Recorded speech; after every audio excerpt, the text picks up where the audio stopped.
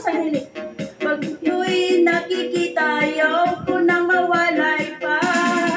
Sinta, di ko na mapipigilan ang kaligayahan na aking nadarama.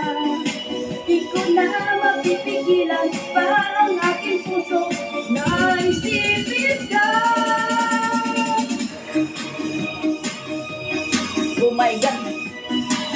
Ah! Shout out sa lahat!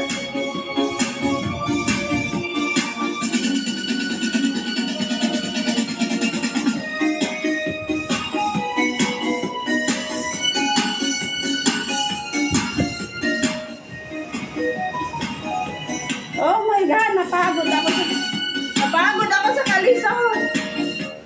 Ay, ginoo ko! Oh my God!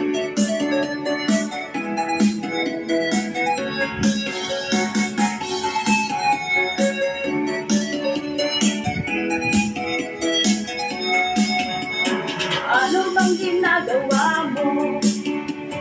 Parang problemado ka. Iniwan ka ng asawa mo, ipinagpalit sa iba. Di talaga ang first time